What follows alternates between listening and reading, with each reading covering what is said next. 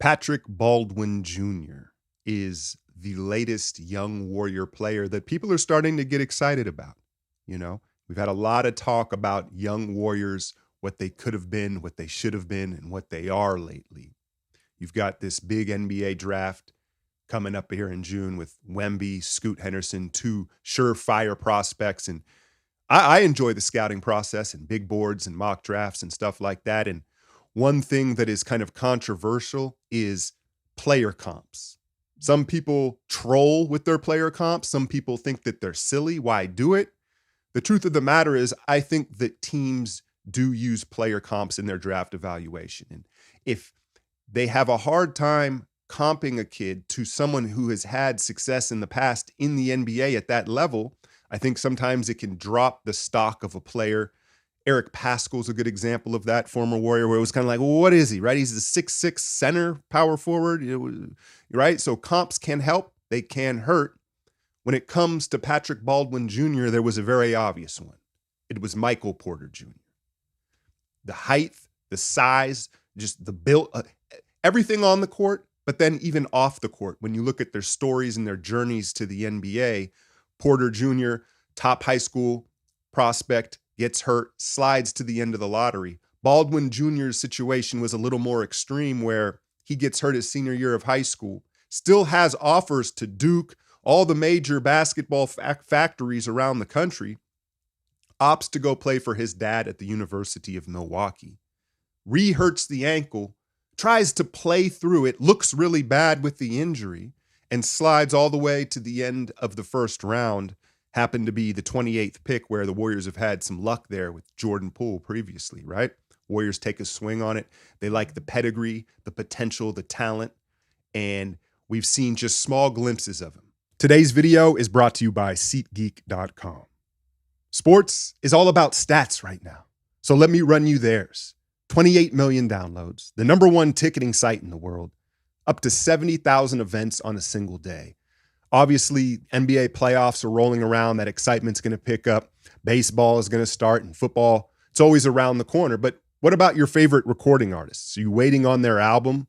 Not likely, right? Because concerts, experiences is where it's at right now. And SeatGeek is the best place to make that happen. Now, me personally, I try to get out to a Warriors Suns game here once a year. But I'm not going to lie. Since KD is out in the desert, I've been looking at Suns tickets. Suns Bucks finals rematch. Yeah, that's a go. That's a go. So help me help you with code Alchemy.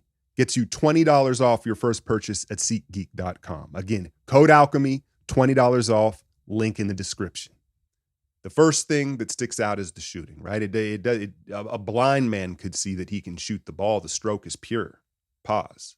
But I think what stands out to me most is his shot preparation and his footwork. He has the ability to get into rhythm with every different style of footwork that a shooter would use. And believe it or not, even at the pro level, a lot of guys, all shooters prefer a certain way to get into rhythm with their feet, outside of maybe Klay Thompson, who just breaks the rules of shooting. But there's a lot of guys, even at the NBA level, where they really kind of only use one type of footwork to get into a shot, and it limits them. Patrick Baldwin Jr., he has the hop, he can skip, he can 1-2 step, he could just catch it flat rhythm toe tap. He has all of them. And to do it that fluidly and smoothly at 6'10" or 6'11", you just don't see a guy that size with that good of footwork into their shooting. That immediately stuck out to me. And then again, the size, 6'10", 6'11", high quick release. It's one of those things where you see him take a couple shots in game and you're like, oh man, like that could be really hard to stop when you combine all those attributes, because there's no energy leaks, there's no time leaks in his mechanics, right? That a hiccup or inefficient movements that slows down your ability to get your shot off. And then at that size, it could be a real problem. The question moving forward is defense and durability. How do you solve those two things? Durability, some of it's luck, some of it's genetics, play style. I think his play style can lend himself to durability, right? He's not a vertical athlete. He's not an explosive guy, and he's a shooter, so that could help. But I think that they have, in part, slow rolled this process. They want him to work on his body and get stronger.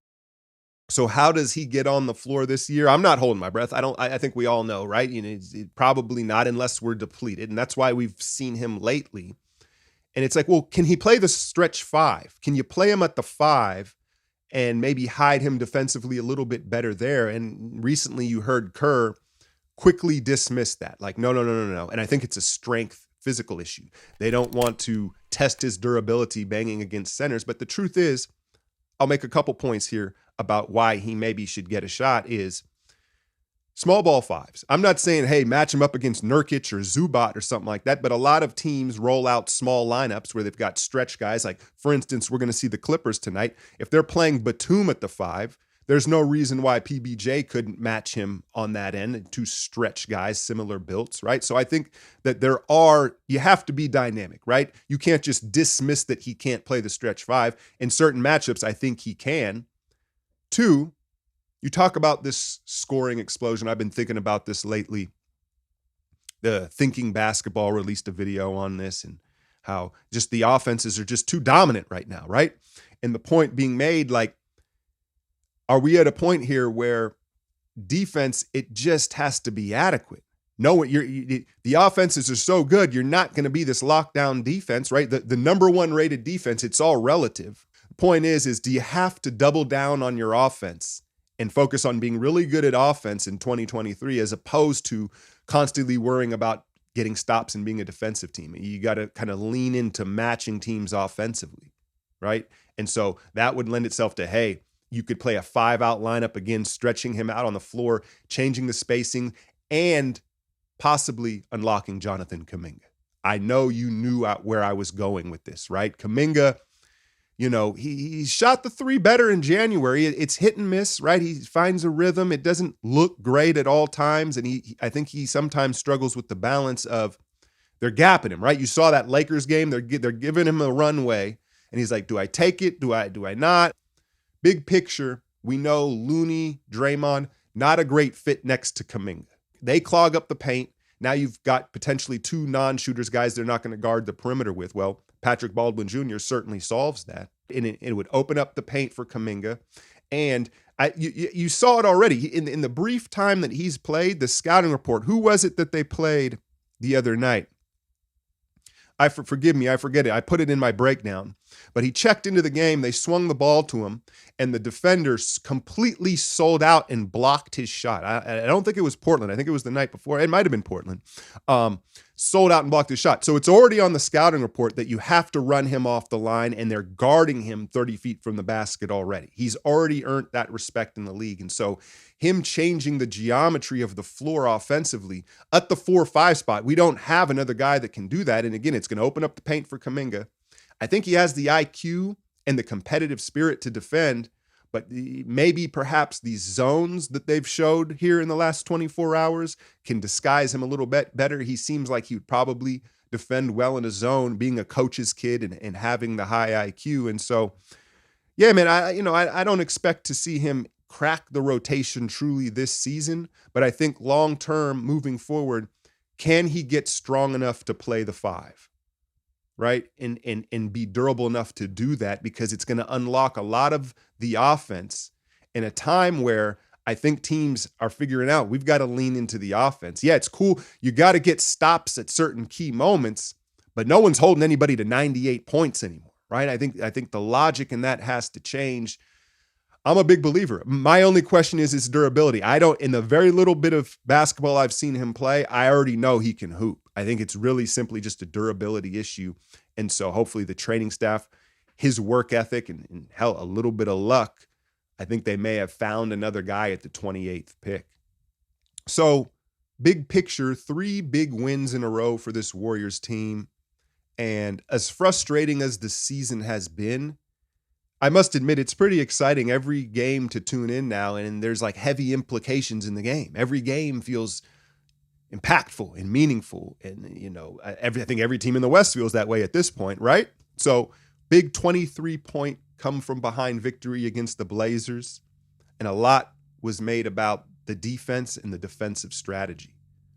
Rightfully so. It's about time. I think a lot of us have been hoping for more of a dynamic strategy game to game. Don't just roll out and do what we do and focus on the basics. No, what does this specific matchup call for? And the willingness to try some different things. Dame's coming off a 70 ball. Yeah, let's take the ball out of his hands. But they showed him different looks. Blitz, face guard, box and one. They even tried a 1-3-1, you know? And so I think that that's the key. When it comes to defensive strategies, it's the element of surprise a lot of the time, right?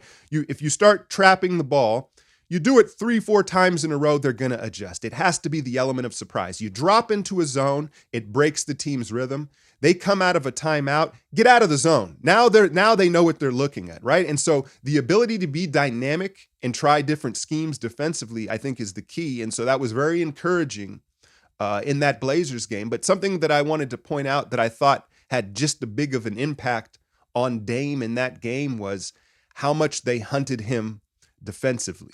They made him guard, and it was Jordan Poole in particular that kept calling him up in the pick and roll, getting the switch. They drew 4 fouls on him. He was getting frustrated. They took their licks on him. Every opportunity they had to get physical with Dame, they did. And I thought that wore on him and got him frustrated throughout the games. It was really the strategy that you've seen teams use on Steph his whole career, right? Since he's been Steph. And it was just refreshing to see us give that back to another elite scorer. So encouraging.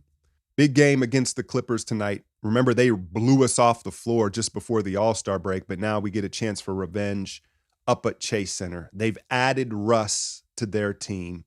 Certainly you can't run a box and one against that team with all their weapons and depth. But what I would say is KYP and prioritize the stars. You know, Zubac has been a bad matchup for Looney. Just styles make fights, and Zubac, his size, his positioning, you know, Looney struggles with him. But don't overreact to that. Let's not send doubles down at Zubac to leave Kawhi and Paul George wide open for threes and having our guys making long closeouts. Prioritize guarding Kawhi and Paul George, and I think they got a shot. Obviously, I think it goes without saying they're going to have to win the three-point line. That's what it's going to come down to. Hit that like, share, and subscribe. I'm out, y'all.